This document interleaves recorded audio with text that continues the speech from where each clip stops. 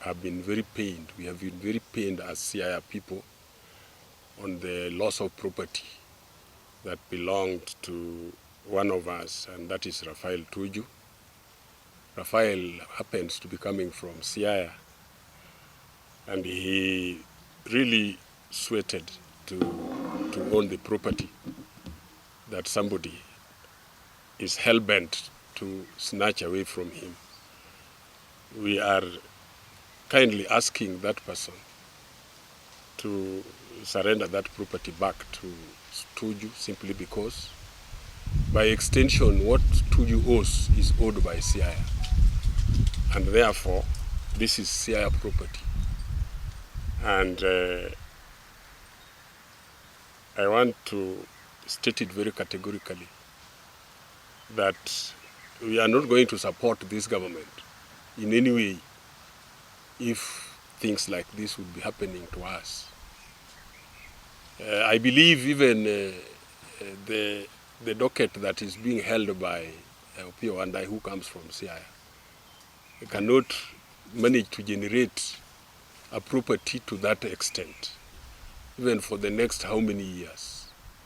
And so, my humble request to the President is that this property is restored back to Raphael Tuju so that he does his business, so that Siaya people, this can have impact on Siaya people. And there would be investors from Siaya who are domiciled also in Nairobi. Failure to do so would mean, number one, that I was supporting the Linda ground that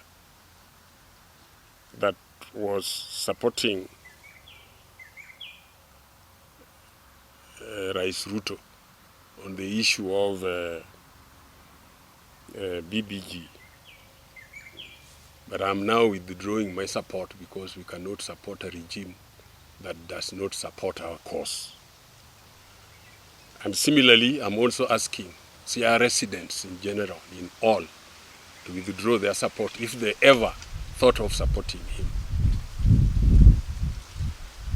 I'm not joking about this, and I will soon ask Siaya people to register in large numbers so that we can walk this between Siaya and Nairobi to reach up to that where that property is.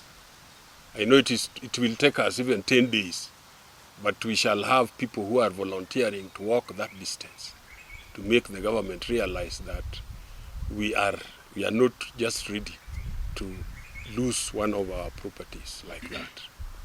The signatures will only be, number one, for people who are willing to travel and walk on foot to Nairobi. We start like that.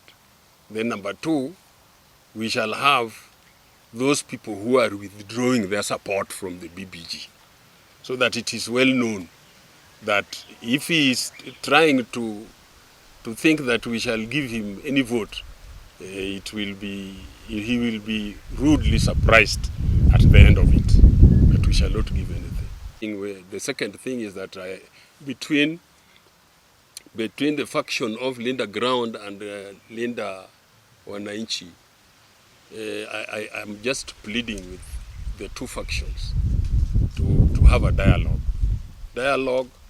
that could be led by eminent people from Nyanza or from any other background. But here in Siaya we have people like retired Bishop Rasanga, who can easily sit and form a panel that can bring peace to both factions, so that we have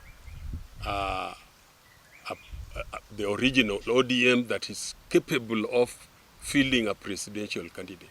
That is a very important thing. ODM must field a presidential candidate. Come rain, come sunshine.